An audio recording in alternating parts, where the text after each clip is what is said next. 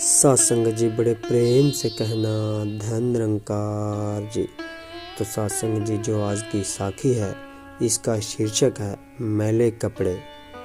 Japan के एक शहर के निकट किसी गांव में एक मास्टर जी रहते थे। उनकी ख्याति पूरे देश में फैली हुई थी और दूर दूर से लोग उनसे मिलने और अपनी समस्याओं का समाधान कराने आते थे। एक दिन की बात है, मास्टर जी अपने अनुयायियों के साथ प्रातःकाल सैर कर रहे थे कि अचानक ही एक व्यक्ति उनके पास आया और मास्टर जी को भला बुरा कहने लगा।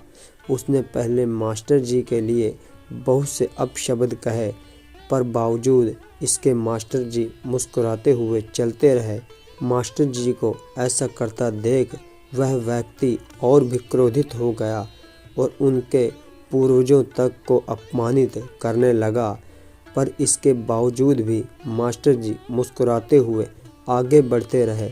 मास्टर जी पर उसकी बातों का कोई भी असर ना होता अतः वह व्यक्ति निराश हो गया और उनके रास्ते से हट गया। उस व्यक्ति के जाते ही अनुयायियों ने आश्चर्य से पूछा, मास्टर जी आपने भला उस दुष्ट की बातों का जवाब क्यों नहीं दिया?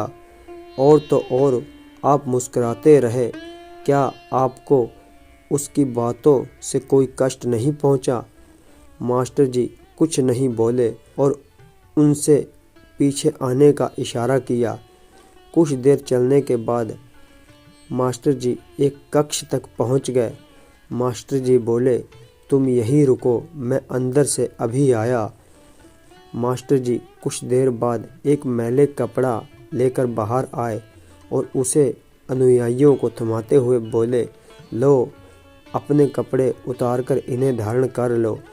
कपड़े से अजीब सी दुर्गंध आ रही थी और अनुयायी ने उन्हें हाथ में लेते ही दूर फेंक दिया। मास्टर जी बोले, क्या तुम इन मैले कपड़ों को नहीं धारण कर सकते?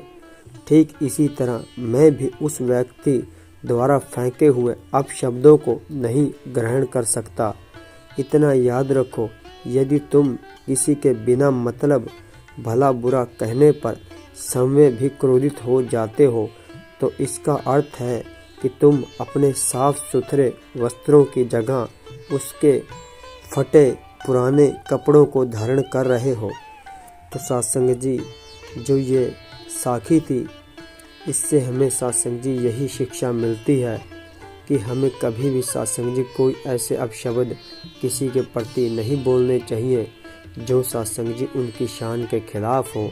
क्योंकि सत्संग जी सबसे पहले हमें अपना जीवन देखना है, हमारे बीच कितने गुण हैं और कितने अवगुण हैं, तभी सत्संग जी हम किसी दूसरे पर अंगुली उठा सकते हैं। और सत्संग जी पहली बात तो ये है कि जो हमारे सतगुरु हैं उन्होंने हमें किसी के प्रति अंगुली उठाना ही नहीं बताया, हमें तो सत्संग जी हाथ जोड़ना ही बताया है। हम सभी का सम्मान कर सके और सभी को प्यार दे सके और सभी के साथ हम मिलजुल कर रह सके। तो सत्संग जी अगर दास पर कोई गलत शब्द दास ने बोल दिया हो तो सत्संग जी दास को आप क्षमा करना। सत्संग जी बड़े प्रेम से कहना धन निरंकार जी।